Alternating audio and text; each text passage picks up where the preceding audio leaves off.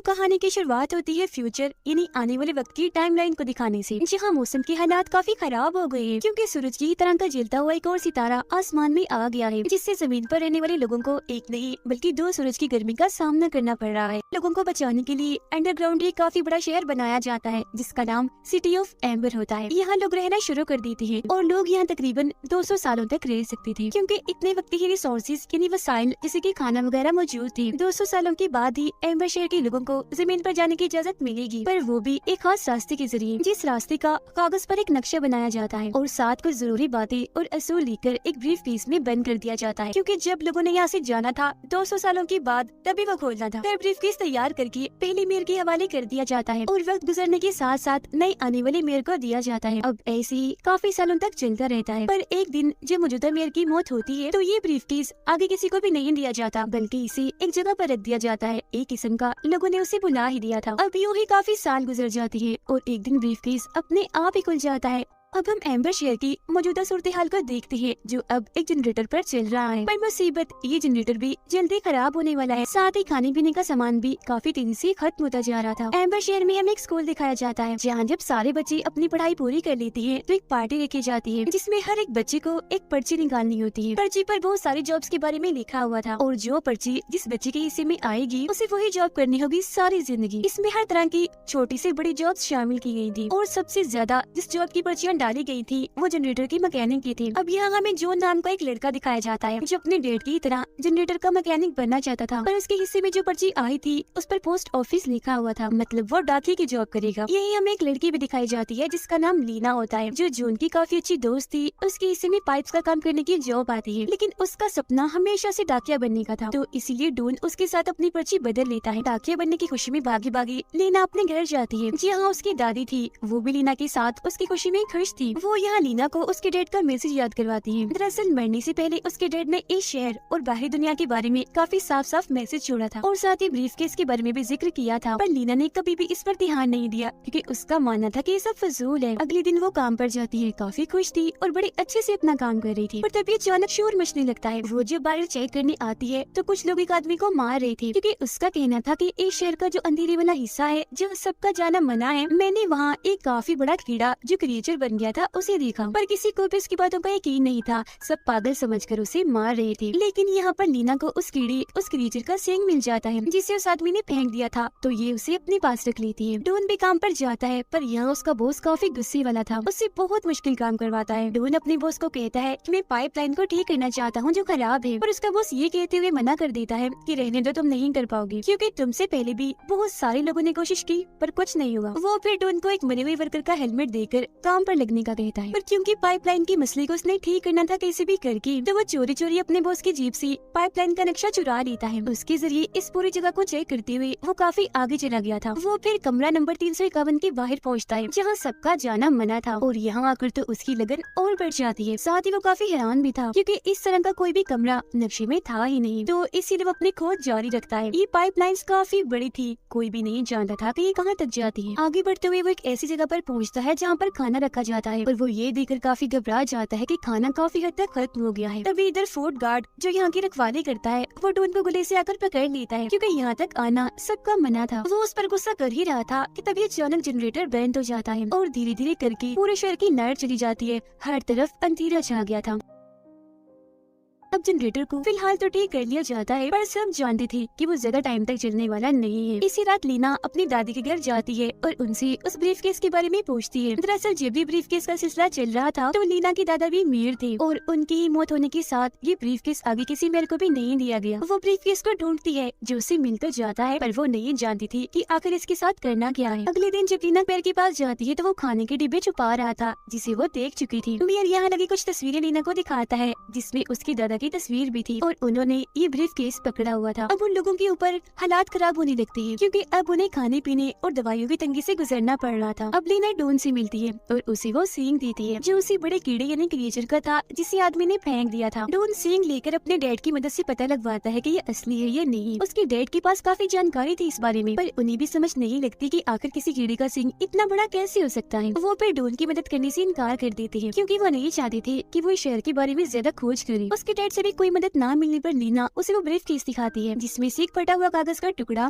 एक प्लेट और कांच का टुकड़ा मिलता है जिस पर एक निशान बना हुआ था। वो फटे हुए कागज के टुकड़ों को जैसे ही जोड़ती है उन्हें शहर से बाहर जाने का रास्ता मिल जाता है, यानी बाहरी दुनिया में जाने का, क्योंकि यही वो नक्शा था जो शुरुआत में ब्रीफ केस में रखा गया था। और उस रास्ते तक जाने के लिए इन्हें कमरा नंबर 351 से गुजरना था। ये लोग अब जैसे वहाँ जाते हैं तो एक लंगड़ाते हुए आदमी को पाते हैं जो इन्हें देखते ही वहाँ से भाग जाता है। उसने अपने हाथ में खाने के डब्बे पकड़े हुए थे जिन्हें भी वहीं गिरा देता है, और वो देखकर डॉन काफी हैरान हो गया था क्योंकि वो खाने के डब्बे तो बहुत पहले ही शहर में खत्म हो गए थे, जिसका मतलब था कि लोगों से झूठ बोलकर ये खाना कहीं छुपाया हुआ है। अब इससे पहले वो कुछ और चेक कर पाती, वहाँ एक बहुत बड़ा क्रिएचर इन पर हमला कर देता है जो असल में वही कीड़ा था और अब क्रिएचर बन चुका था। तो अब अपनी जान बचाने के लिए इन्हें यहाँ से भागना पड़ता है। लीना की नजर डॉन के हेलमेट पर जाती है जिस पर लीना के डैड का नाम लिखा हुआ था, जो देख वो समझ जाती है कि मेरे डैड यही काम इन्हीं पाइपलाइन का काम ही करते थे जो कि अब जिंदा नहीं है, तो वो उन्हें याद करने लगती है। ये देखकर लीना अब अपनी आंटी के घर जाती है और अपने डैड की मौत के बारे में पूछती है कि वो कैसे हुई थी। वो बताती है कि तुम्हारे डैड को इस शहर से निकलने का बहुत शौक था और एक रास्ता उन्होंने खोज भी लिया था, पर मिशन के पूरा होने से पहले ही उनकी डूबने से मौत हो गई। अपने डैड की ऐसी मौत का सुनकर वो बहुत ज्यादा दुखी हो जाती है। साथ ही वो वहाँ फोर्ट गार्ड को भी देख लेती है जो लंगड़ाता हुआ आ रहा था। उसे देखकर लीना को वही रात वाली बात याद आती है और वो सीधा डॉन के पास जाकर उसे सारी बात बताती है कि उस रात खाना चुराकर और कोई नहीं बल्कि फोर्ट गाड़ी लेकर भाग रहा था क्योंकि वो भी लंगड़ा है। तो इसीलिए अब ये लोग कमरा नंबर 351 में जाते हैं जहाँ आने के बाद ही दंग रह गए थे क्योंकि ये पूरा ही कमरा खाने से भरा हुआ था जिसे कि लालची मेयर ने अपने लिए जमा किया हुआ था यहाँ पर, और ये खाना इतना ज्यादा था कि उसकी पूरी जिंदगी तक चल सकता था, जबकि उसके लोग बेचारे भूखे मर रहे थे। वे लोग वहाँ से भागकर लीना के घर आ जाते हैं। वो लीना के डैड की रिकॉर्डिंग सुनते हैं तो उसमें एक फौजी के बारे में बताया जा रहा था, इसीलिए वो फौरन भागकर अपने डैड के पास जाता है और उनसे लीना के डैड और फौजी के बारे में पूछने लगता है। तब उसके डैड बताते हैं कि लीना के डैड और फौजी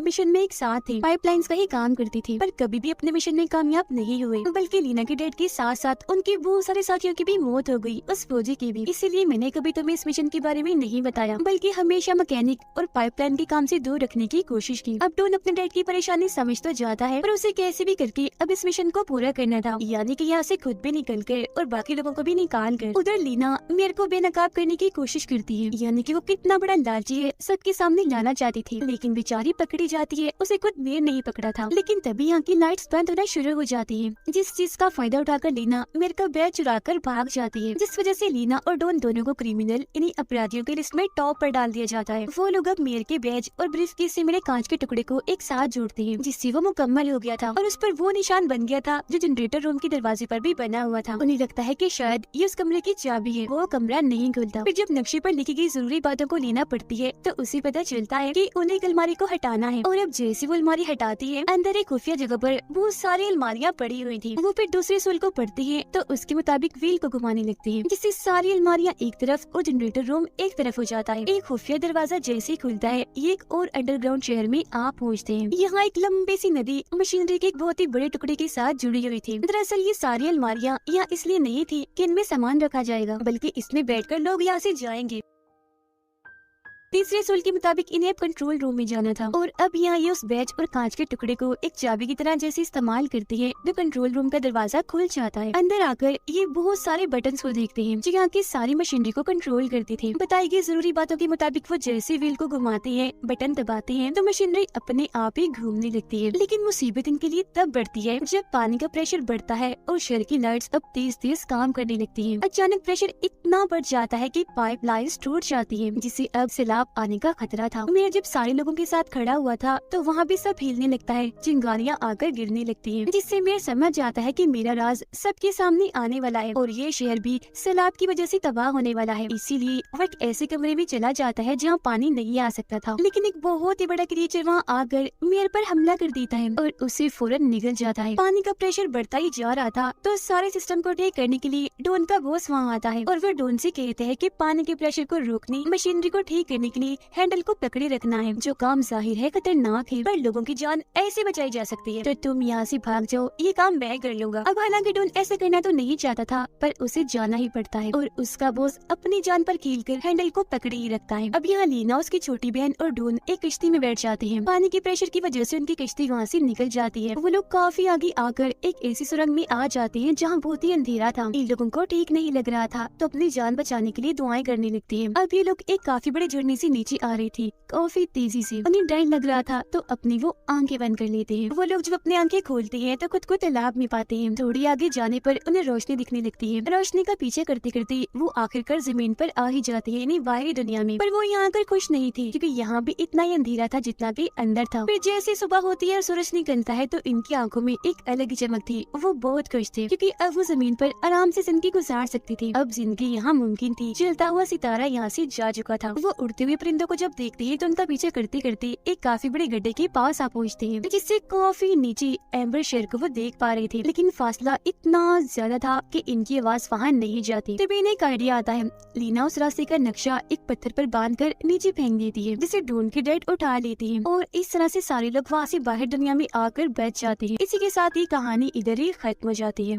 इस कहानी की शुरुआत होती है सन 2024 से, जहाँ पर हम दुनिया के अलग अलग मुल्कों को जलता हुआ देखते हैं। दरअसल ये वो वक्त है जब पूरी दुनिया में जंगें चल रही है, सब एक दूसरे के खिलाफ लड़ रहे हैं। जिसके बाद ये कहानी यहाँ से जाती है पास्ट गुजरे हुए वक्त में, यानी 1988 में। हम एक डिटेक्टिव पुलिस ऑफिसर को देखते हैं जिसका नाम थॉमस था। वो अपने डिटेक्टिव साथी के साथ एक एक्सीडेंट वाली जगह पर जाता है छानबीन करने के लिए, जहाँ ड्राइवर की मौत हो गई होती है। लेकिन जब इस ड्राइवर लड़की की गर्दन चेक करती है तो वहाँ पर 3 छेद थे और आज ही इस शहर में 2 और लोगों की बिल्कुल ऐसी मौत हुई होती है, मतलब उनकी गर्दन पर भी छेद थे। छानबीन करने के बाद थॉमस अपने साथी के साथ लैब में जाता है, जहाँ डॉक्टर उन्हें बताता है कि इन तीनों की मौत एक ही तरह से हुई है और आप लोग सच है, इनकी मौत की वजह गर्दन पर बने वो छेद ही है। मगर अभी हम ये पता नहीं लगवा पा रहे कि आखिर इन पर हमला किस चीज से किया गया है और मारा किस तरह है। अब तभी थॉमस को पता चलता है कि क्लब में एक और लड़की पर हमला हुआ है, पर वो मरी नहीं, ये जिंदा है। तो फौरन थॉमस अपने साथी के साथ उस क्लब में जाता है, जहाँ पहले से एक डिटेक्टिव मौजूद था जो थॉमस की वाइफ का भाई था। और अब ये लोग मिलकर उस लड़की से पूछताछ करने लगती हैं जिस पर हमला हुआ। लड़की काफी डरी घबराई हुई थी, बताती है कि मेरे ऊपर एक लड़की ने हमला किया था जिसने नीले रंग की हुडी वाली जैकेट पहनी हुई थी और उसके हाथ पर खून भी लगा हुआ था। अभी वो ये बातें उन्हें बता ही रही थी कि तभी उसकी गर्दन में दर्द होने लगता है। दर्द इतना बढ़ जाता है कि तड़प तड़प की उसकी मौत हो जाती है। चेक करने पर उसकी गर्दन पर भी वो निशान मिलते हैं, जिससे उन्हें समझ आ गई थी कि इसे भी उस लड़की ने ही मारा है जिसने आज उन 3 लोगों को भी मारा है। तो इसलिए ये लोग हर उस लड़की को गिरफ्तार कर लेते हैं जिसने नीले रंग की हुडी वाली जैकेट पहनी हुई थी और पूछताछ करते हैं। अब जब थॉमस अपने साथी के साथ गाड़ी में था तो तभी उनके सामने नीली हुडी वाली लड़की आ जाती है जो अपना मुंह छुपाकर फिर रही थी और उन्हें देखते ही अचानक भागने लगती है। तब थॉमस भी अपने साथी के साथ फौरन भागता है, उसका पीछा करने लगता है। वो लड़की भागते भागते एक रेलवे स्टेशन पर आ गई थी। थॉमस के साथी ने उसे छुपा हुआ देख लिया था। वो चुपके से फिर आगे बढ़ के उसे पकड़ भी लेता है, लेकिन वो खुद को छुड़वाते हुए उसे एक बोर्ड में दे मारती है, जिससे उसका एक पैर टूट जाता है। और फिर तभी यहाँ थॉमस भी पहुँच चुका था जो उस हुडी वाली लड़की को गन पॉइंट पर ले लेता है। वो फिर मुड़ती है। यहाँ हमें उसका नाम पता चलता है जो राया था। वो थॉमस को बताती है कि तुम्हारी वाइफ का बच्चा होने वाला है ना, आज उसकी बेटी होगी, जिसके बाद अफसोस तुम्हारी वाइफ की मौत हो जाएगी। थॉमस उसकी बातों पर यकीन नहीं करता और उस पर झपट पड़ता है पकड़ने के लिए, जहाँ इन दोनों के बीच हाथापाई होने लगती है। थॉमस ने उसका पैर पकड़ लिया था, लेकिन राया चालाकी से थॉमस की हथकड़ी से उसे ही बांध देती है। लेकिन जब वो वहाँ से जाने लगती है तो थॉमस के हाथ में उसका वो हथियार लग जाता है जिसके जरिए छेद करके वो सबको मारती है। वो फिर उस हथियार से राया की टांग पर वार कर देता है, जिससे उसका बैलेंस खराब हो गया था और आती हुई ट्रेन से जैसे वो टकराती है, ट्रेन उसे उड़ा कर ले जाती है और उसकी मौत हो जाती है। उसे मारकर थॉमस सुकून का सांस लेता है क्योंकि उसने इस केस को हल कर लिया था। पर जब वो बाहर आता है तो उसे पता चलता है कि मेरी वाइफ को हॉस्पिटल में दाखिल कर लिया गया है क्योंकि आज उसकी वाइफ का बच्चा होने वाला है। फिर जैसे थॉमस हॉस्पिटल गया उसे बताया जाता है कि आपकी बेटी हुई है, जो बात उस हुडी वाली लड़की यानी राया ने बताई थी। पर वो इस पर ध्यान नहीं देता क्योंकि उसका मानना था कि ये बस एक इत्तेफाक है। तभी एक पुलिस ऑफिसर आकर थॉमस को बताता है कि वो लड़की राया जिसकी मौत हो गई है, उसकी लाश को चेक करने पर उसकी बाजू में से गोली मिली है, जिसका मतलब है किसी ने उसको गोली मारी थी। पर थॉमस इस बात पर ध्यान नहीं देता क्योंकि वो बहुत खुश था आज उसकी बेटी पैदा हुई है। मगर तभी डॉक्टर परेशानी की हालत में थॉमस को आकर बताता है कि इस दौरान तुम्हारी वाइफ की हालत खराब हो गई थी और हमें अफसोस के साथ कहना पड़ रहा है कि हमने तुम्हारी बेटी को तो बचा लिया पर तुम्हारी वाइफ को नहीं बचा पाए, उसकी मौत हो गई है। ये जानकर थॉमस एकदम टूट जाता है। वो दुखी तो था ही पर हैरान भी क्योंकि राया ने भी उसे यही कहा था, जिसका मतलब था कि उस वक्त वो थॉमस को उसका फ्यूचर आने वाला वक्त बता रही थी। और ये सवाल थॉमस के दिमाग में चलता रहता है कि उसे ये बात कैसे पता चली। अब ऐसे ही कई साल गुजर जाते हैं पर आज तक थॉमस को उसका जवाब नहीं मिला। जब थॉमस की बेटी बड़ी होकर आज पूरे 9 साल की हो गई है, यानी आज उसका बर्थडे था और क्योंकि आज के दिन उसकी वाइफ की भी मौत हुई थी तो वो अपनी बेटी को लेकर उसकी कब्र पर जाता है, जहाँ उसकी वाइफ की कब्र पर किसी ने पहले से ही फूल रखे हुए थे। उसे लगता है या तो मेरे डिटेक्टिव साथी या मेरी वाइफ के भाई ने ये किया होगा। पर जब वो दोनों को कॉल करता है तो उन दोनों में से किसी ने भी ये फोन नहीं रखी होती। वो सोच भी पड़ जाता है कि फिर ऐसा किसने किया होगा कि तभी उसके पास कॉल आती है और उसे बताया जाता है कि शहर में एक खून हुआ है जो बिल्कुल वैसे हुआ जैसे आज से 9 साल पहले यानी 1988 में उन 4 लोगों का हुआ था।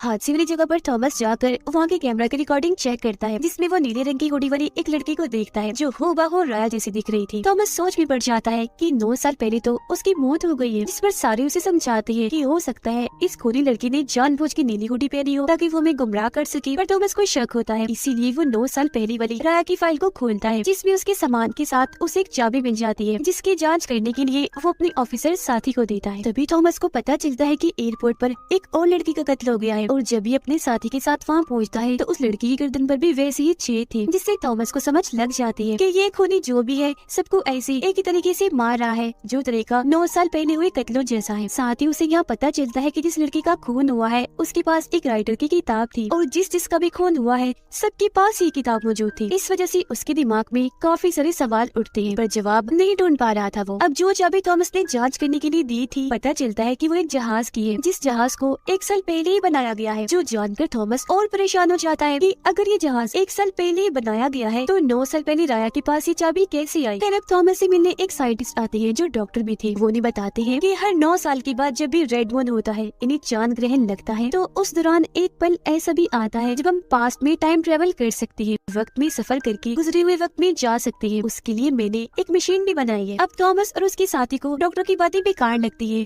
तो इस पर वो ध्यान नहीं देते। तब डॉक्टर भी मायूस होकर वहाँ से चला जाता है। थॉमस और उसका साथी अब उस जगह पर आ जाते हैं जहाँ वो जहाज खड़ा था जिसकी चाबी थॉमस को मिली थी। यहाँ थॉमस अकेला ही अंदर जाता है जिसके सामने तभी राया आ जाती है और उस पर अपनी गन तान देती है। उसे जिंदा देखकर थॉमस एकदम हैरान था क्योंकि उसकी आंखों के सामने उसकी मौत हो गई थी, तो अब वो जिंदा कैसे है। और तो और उसकी उम्र भी नहीं बढ़ी जरा भी। राया गन पॉइंट पर थॉमस को कुछ बताने ही वाली थी कि तभी अंदर थॉमस का साथी आ जाता है। वो जैसे पलटती है गलती से उससे गोली चल जाती है जिससे थॉमस के साथी की मौत हो जाती है। यहाँ क्योंकि सारी पुलिस भी आ चुकी थी इसलिए राया थॉमस को जबरदस्ती लेकर जहाज में बैठ जाती है। उड़ान भरते ही वो थॉमस को बताती है कि तुम मुझे देखकर हैरान हो रही होगी है ना, मैं दरअसल बार बार टाइम ट्रेवल करके ही टाइम में पीछे आती हूँ। ऐसा मैं इसलिए करती हूँ ताकि फ्यूचर की दुनिया को ठीक कर सकूँ, क्योंकि अगर मैंने ऐसा ना किया तो फ्यूचर में सब कुछ बदल जाएगा, हर चीज तबाह हो जाएगी और मैं सिर्फ चांद ग्रहण की रात को ही टाइम ट्रेवल कर सकती हूँ। तब थॉमस सोचने लगता है कि ये तो वही थ्योरी है जो कुछ देर पहले डॉक्टर ने भी बताई थी। आगे कुछ बोलने से पहले राया थॉमस को धक्का देकर नीचे पानी में गिरा देती है। वो जैसे तैसे पानी से बाहर आ चुका था। अगली सुबह पुलिस जब चार्मिन करने यहाँ आती है तो उन्हें उस प्लेन के टूटे हुए टुकड़े मिलते हैं जिसका मतलब था कि इनका प्लेन तबाह हो गया था,